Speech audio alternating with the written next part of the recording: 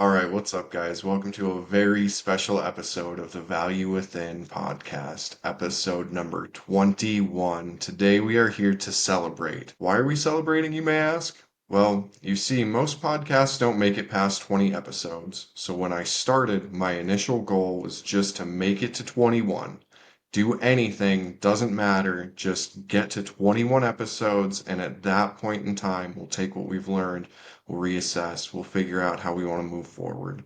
So today, I'm here to tell you that I've hit that benchmark.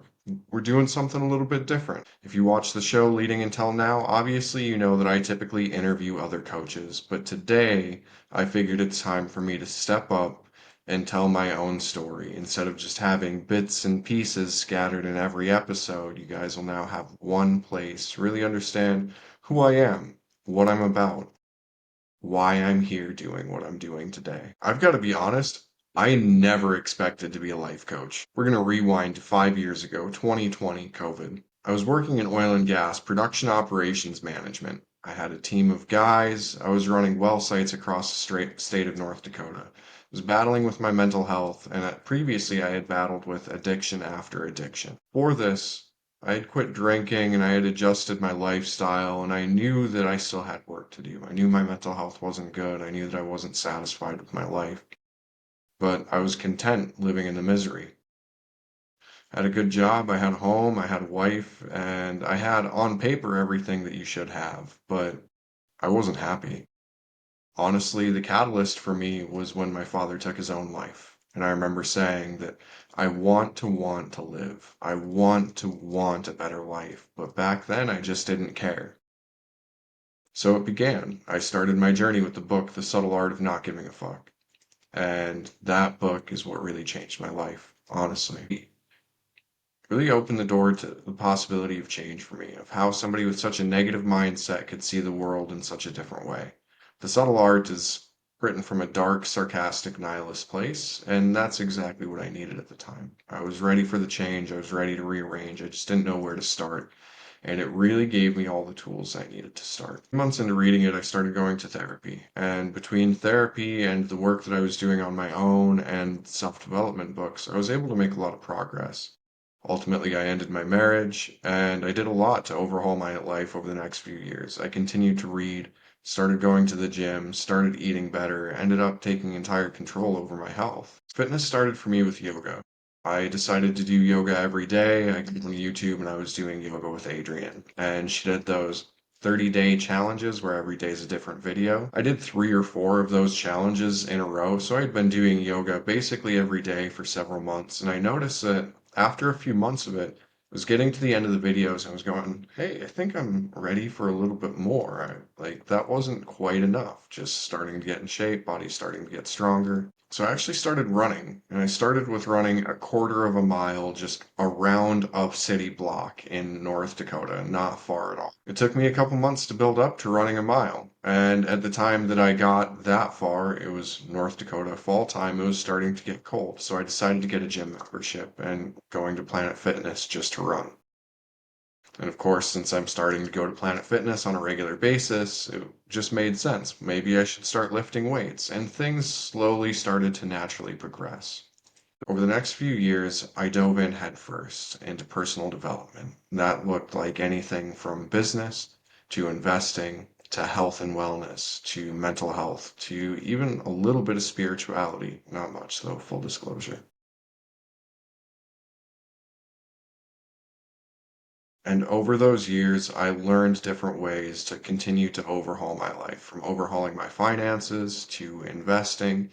I hired a personal trainer and did bodybuilding, and then I decided to do distance running, all the while just exploring what was really right for me. Now, I can tell you, as an end result of some of that, I know really well what kind of a gym routine I like. I know what kind of a fit. As a result of that, I know things that work really well for me so far as diet and exercise. As a result of those few years, I know things that work really well for me. I know what kind of a therapist I like. I know what kind of a coach I like. I know the things I like to read. I know what I like for intakes I know what I like for healthy food. I know how to keep my diet in check. I know what I like for a workout routine. For me, it's a mix of heavy weights and distance running. For each individual person, we all have these different answers, right? So this brings us to 2023. Honestly, I broke up with my partners at the time. I was polyamorous back then, and I had been primed and ready for change. I'd been ready to quit my job and do something radically different. You see, I had developed these skills to overhaul my own life, as well as being a good teacher from skills I had developed in the past. I knew that it was time for me to help others change their lives. So, around September, I decided that I would go to Thailand in January.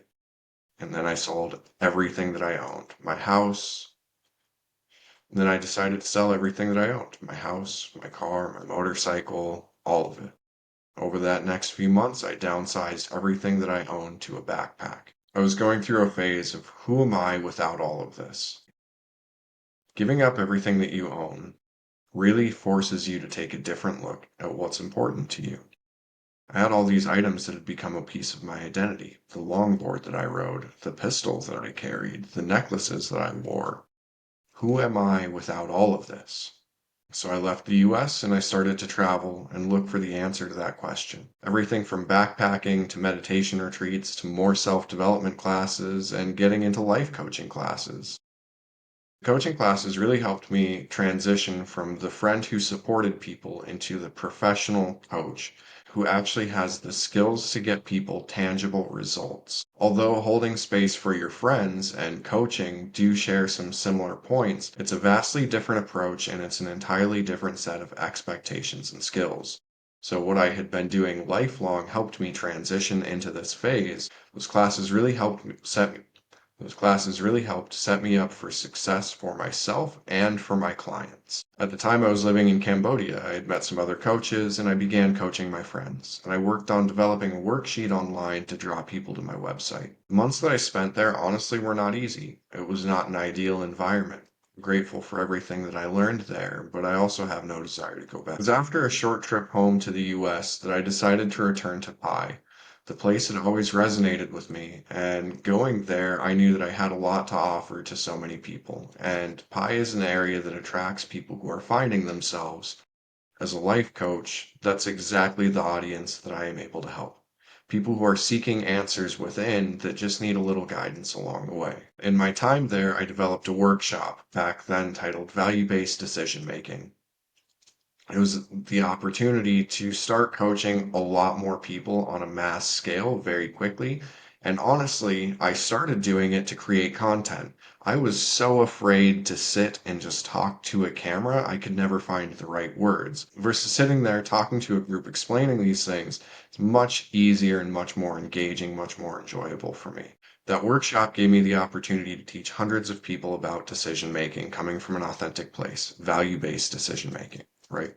And that's where I started to get a lot more one-on-one coaching sessions. People had access to my work, they understood the way that I operated, and they had the opportunity to see the value that I had to offer them. At the same time in Pi, I also got back into fire performing. As an American fire performer who learned a lot from YouTube, getting there in a contemporary circus style stage in Pi, I felt a little bit out of place. I was really intimidated by the fact that I had such a different style from everyone else.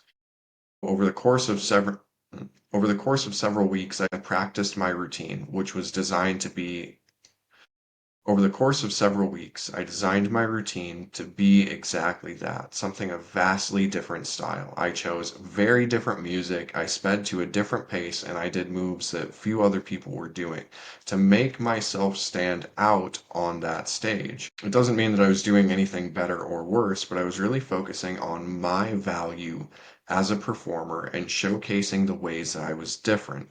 Similarly, my workshop was something logic-based, value-based decision-making in an area that's so full of meditation and breath work, it was a stark contrast to the other offerings. Teaching about values and seeing my own value really lit something up inside of me and gave me the energy and the courage to continue going forward. Leaving Pi, I was stuck at a crossroads. Where can I go teach workshops on a regular basis? And in the travel plans that I had at the time, it really just wasn't an option. I had the opportunity to decide a new way to proceed. And ultimately, my goal was to get into podcasting. I really want to have a podcast similar to Chris Williamson, Jay Shetty, or Mel Robbins, where I'm talking to other people in the personal development space and really getting into personal development, giving people tangible stuff to listen to that they can make changes with in their real life. Because realistically, I can only coach so many people one on one. I only have so much time in my week. But a podcast on a large scale can make real impact for many, many people. I had noticed that most coaches wanted to speak on podcasts. They were looking for more airtime to talk about themselves and the way that they did that. So I launched The Value Within. The goal was to capture the value of each individual coach and talk about how we all do a similar job but come from a very different place. We all have our own unique style and tactics, and it's by showcasing that we really get to shine. So here I am after 20 episodes of showcasing other people's value.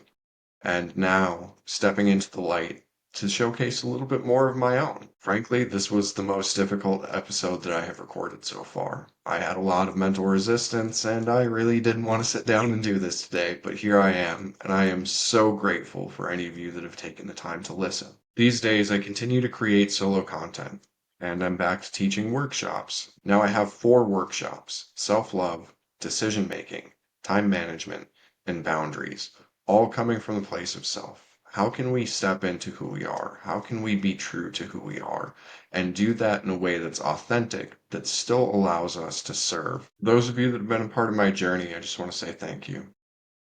I can't express how incredibly grateful that I am to have the opportunities I do, to be out here pursuing a new life after 10 years in oil and gas, to do something so radically different. For those of you that would like to work with me further, my website is below. There's a free overthinking worksheet if you just throw in your email, or you can go to the next page, fill out a quick application, and that'll give you the option to book a call with me.